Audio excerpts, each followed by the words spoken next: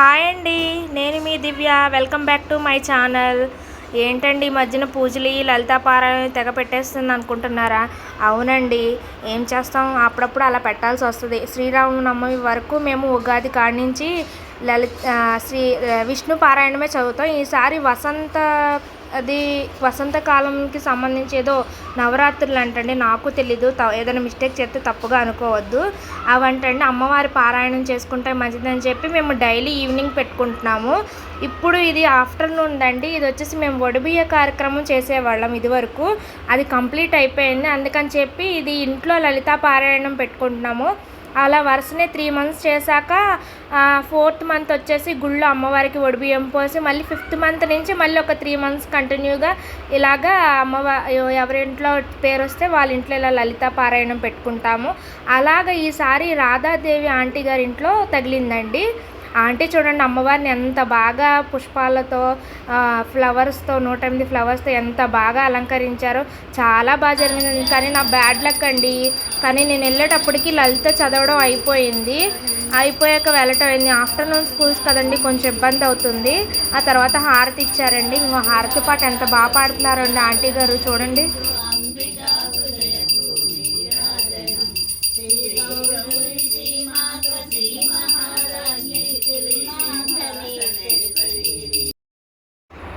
హారతి అయిపోయిన తర్వాత అందరూ బుక్లో చూసి హారతి పాట పాడుతుందండి. హారతి అయిపోయిన తర్వాత ఆంటీ వాళ్ళది ఒక్కొక్కళ్ళు మేము కూడా హారతి ఇచ్చామండి. ఇదిగోండి, హారతి పాట పాడుతూ అందరూ నుంచున్నాం అనమాట. ఇప్పుడు ఈ అక్క హారతి ఇస్తుంది కానీ ఈ అక్క గ్రూప్కి అడ్మిన్ అండి. ఆ అక్క ఎవరింట్లో ఎప్పుడు పెట్టుకోవాలని చిట్టీలు వస్తుంది. ఎవరి చిట్టి వస్తే అప్పుడు ఆ మంత్ అక్కడ పెట్టుకుంటాము. అలాగే నేను కూడా హారతి ఇచ్చానండి దేవుడికి. హారతి అంతా అయిపోయిన తర్వాత ఆంటీ వాళ్ళు పాట పాడారండి. అసలు ఆంటీ వాళ్ళు ఎంత బాగా పాడుతున్నారండి. పాటనే కాదు, వాళ్ళు పారాయణాలు కూడా చాలా బాగా చేస్తారండి. పాటలే కదా, ఈ వయసులో కూడా ఆంటీ వాళ్ళు ఎంత బాగా స్పష్టంగా చెప్తున్నారో అండి. అందుకే మేము కూడా నేర్చుకుందామని అప్పుడప్పుడు అలా వెళ్ళి జాయిన్ అవుతూ ఉంటాము. వినండి మీరు కూడా ఆంటీ వాళ్ళు ఎంత బాగా పాడతారో అసలు.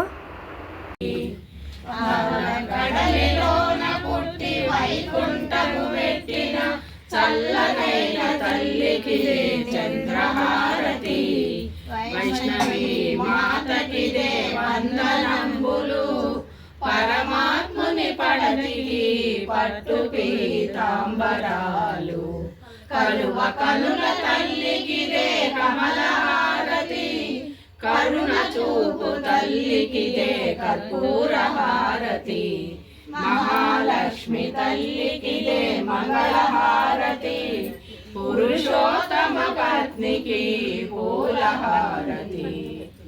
చూసారు కదండి ఆంటీ వాళ్ళంతా ఎంత బాగా పాడారో. అలా మనం ట్రై చేసినా రాదండి, కానీ పట్టుదలగా నేర్చుకుంటే రానిదంటూ ఏదీ ఉండదు.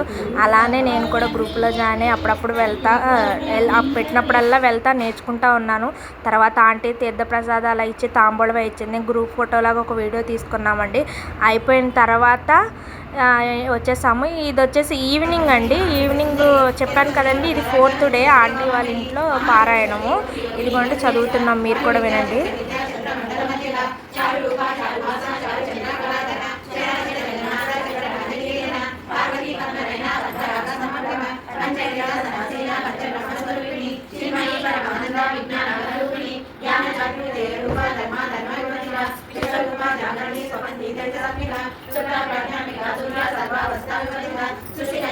సారీ అండి, ఏమనుకోవద్దు, వీడియో లెంత్ ఎక్కువైపోతుందని కొంచెం ఫాస్ట్ ఫార్వర్డ్ చేశారనమాట. తర్వాత ఆ పాప వాళ్ళ కోడలు అనమాట, అందరికీ కాళ్ళకి పసుపది రాసిందనమాట. పక్కన చదువుతూనే ఉన్నాము. తను పసుపది ఇచ్చింది కాళ్ళకి.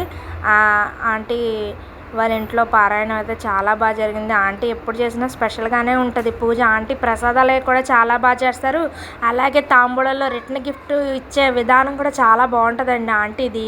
ఏదైనా ఇంట్లోకి యూస్ఫుల్గా ఉండే ఐటమే ఇస్తారు ఆంటీ ఎక్కువ.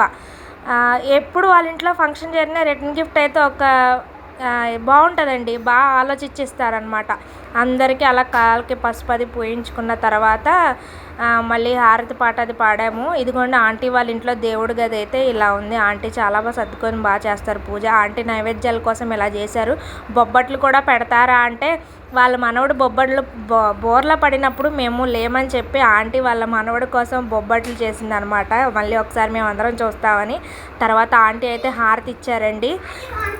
హారతి ఇచ్చిన తర్వాత ఇంకా అందరము హారతి అయితే తీసుకున్నాము.